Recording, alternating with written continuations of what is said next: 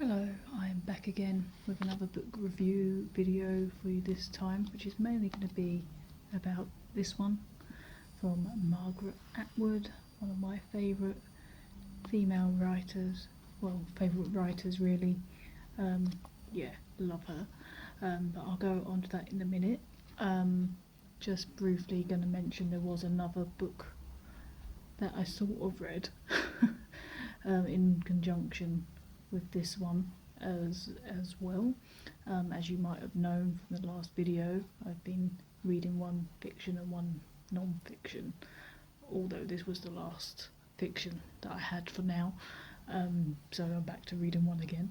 But anyway, I'm digressing. So I got recommended a book from a friend called Super Life. The author escapes me now, but it was called Super Life, and it was about living healthier, basically. And I haven't got it here because there was a lot of reserves on that one, so I had to bring it back because I had to prioritise that one as one of my next ones to read. However, it's another one like the 5am Club that has lots of reserves on it. However, it was absolutely rubbish and I really don't recommend it. I really didn't like it. I pretty much read it rather than really read it, to be honest with you. Now, a while back I did a video about The Energy Fix, which was a good book about living healthier so that you'd be less tired, but it talked about intuitive eating, and it was written in a nice way, and it wasn't very diet culture-y really. It spoke about nice foods that are good for you to help you with energy, but it didn't make you feel bad for what you do eat and tell you what you should and shouldn't eat necessarily. Whereas the Super Life book was the complete opposite. I felt like it was very preachy and it seemed very elitist. Some of the things in there were not possible for an average person to do unless they got loads of money, according to this person, like making your own water. I mean, really, how many people actually can do that? What?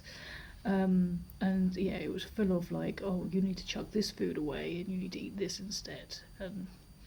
So no, I hated that. That's why I'm not going to say any more about that one. This one, however, is Margaret Atwood, and The Heart Goes Last. I love Margaret Atwood generally, although the last one I read by her was Oryx and Crake, which was a dystopian, but it was a bit confusing for me and I didn't really like it that much. She was sort of okay, but I wasn't that keen. This one, The Heart Goes Last, is also following the dystopian format, which is one of my favourite formats when it comes to fiction. Handmaid's Tale, 1984, Brave New World, they're just some of my favourite books. And this one is also dystopian. And if you look on the reviews on Goodreads, I don't know about anywhere else, but on Goodreads, the reviews are quite mixed and there's a lot of quite negative ones.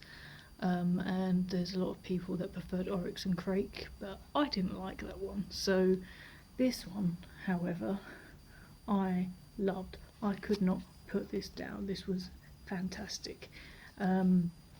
It's certainly not traditional. It is not as serious as The Handmaid's Tale or Oryx and Crake.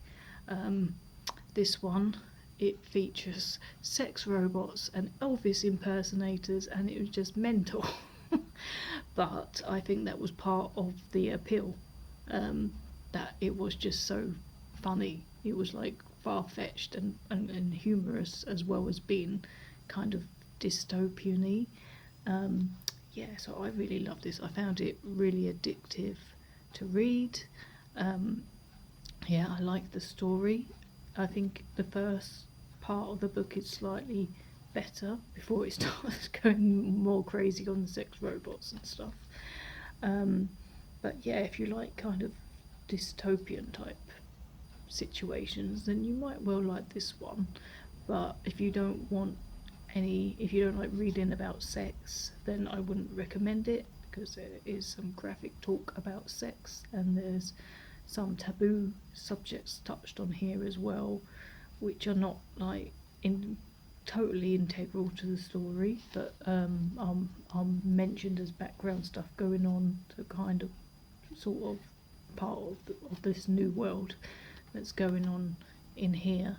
But yeah, it's these people that I don't know what exactly is going on in the world, but they've been there's a couple that have been having to live in their car, and because they've lost their house and they've lost everything, because somehow the world is all like gone a bit crazy, and people are stealing people's cars and a lot of people are unemployed, so they're basically living in their car.